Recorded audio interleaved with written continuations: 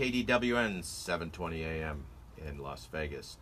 Our show is sponsored by NV Energy, and I'm your host, Paul Ira. In studio, we have Les Lazareck with Home Energy Connection and Rebecca Merrihew with Red Rock Installations. Good morning, everyone.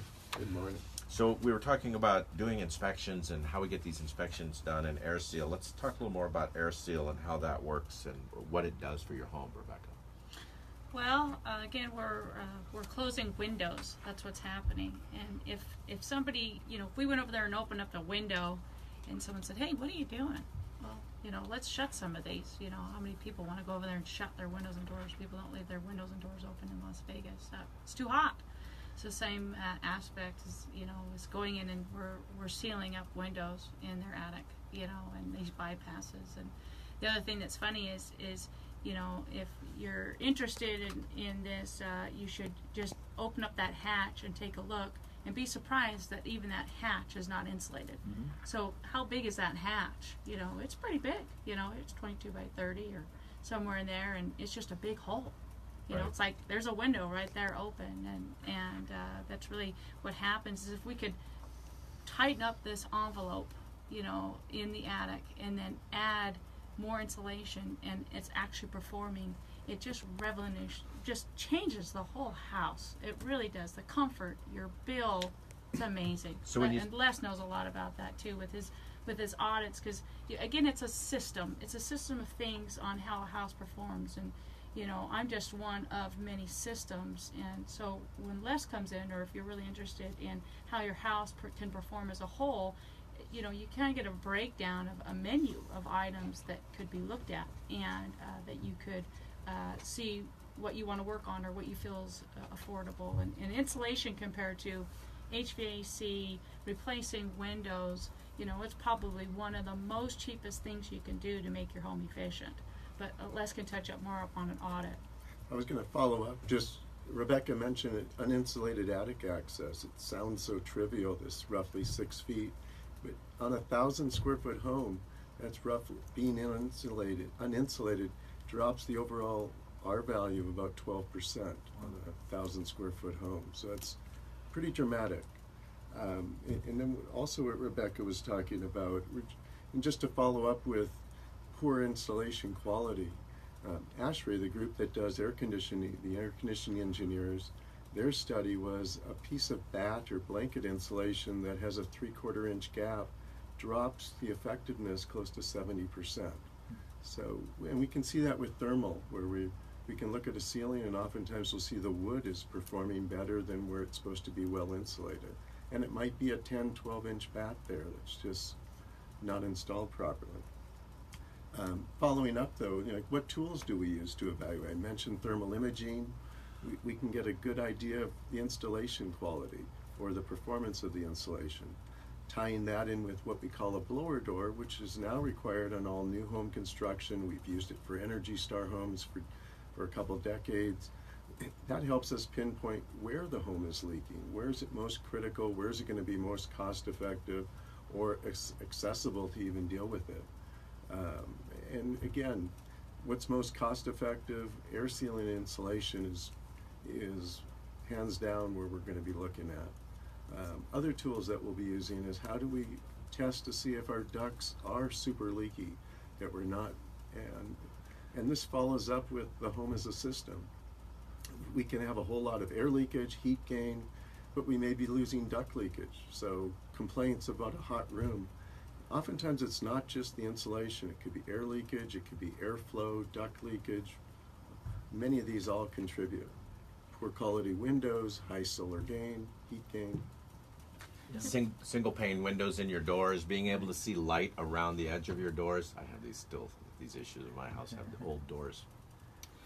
It's just amazing after we come through, and I like to take pictures and show the customers what we're looking at, what our scope is. I really firmly believe that I want to treat people the way that I would like to be treated, and if who knows about insulation? I mean, you're really generally just depending on that insulation contractor to tell you what you need, and you just kind of have to believe it because, you're not an expert. And so, if they come out, have them take pictures let them show you what they're going to do, step by step in the scope, so that you fully understand what you're paying for. And the thing that's really nice about insulation is that it works. I don't have to do anything but just seal the attic really well, bump up the insulation. We try to shoot for between an R38 and 49 factor. Anything more than that you don't need.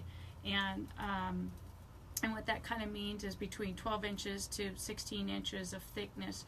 And when you get up in that attic and it's just full and your house is tight and you're comfortable and you don't have these hot and cold zones, and your daughter stops complaining about my room is so hot, or your son, it's just very rewarding to see people tell me, oh my gosh, if I knew how much it would change my house, I would have done this years ago. Years ago. I recommend everyone if you haven't had your attic looked at, get it looked at. Mm-hmm. It's one of the biggest changes that happened to my house. One question I had is, does insulation age over time, say 10 years or something, or does it pretty much stay the same? Some of the products, mainly cellulose, is heavier. It's a heavier product, and so it has a tendency to settle. But if you have a good insulation contractor, they're supposed to over insulate for that effect. There's, like I said, there's two main products. There's cellulose, which is like a newspaper type product that's not itchy. It has a bug repellent in it. And then there's also fiberglass. And fiberglass has actually come a long way. It used to be just really, really itchy, kind of a slag itch and real rough. And now it's revolutionized.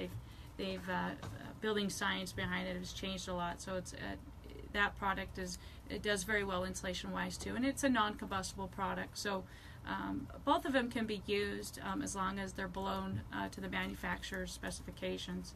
And but really, they're again, insulation, it just works. So it's a product that you can depend on, and it stays. Unless someone's going to trample through it, adding stuff to it. And I tell people all the time, get everything done first. If you're going to add fans or do something, let us get that all out of the way, and then let us come in and air seal all those penetrations and those open bypass areas, and then bump up your insulation, because it's really important to do that first. It doesn't make sense to blow in the insulation and then not take the opportunity to air seal everything really well, because really that's like the smallest part of the scope of work, but probably the most important thing that people just don't realize. And some insulation guys will just go in there and blow it in and not even touch all those air leakage points. And you guys have to understand, insulation does not stop air. Right. It stops thermal. R means resistance. So when someone says, what's your R value? R is for resistance. And so heat and cold, for the higher the R, the harder it is for that heat and cold to move past the product, the material. But if you don't stop the air leakage, it doesn't help the product to perform. Or if it's compressed, or if it has gaps or things like that, then you're not getting the full R value out of it, the performance out of those products.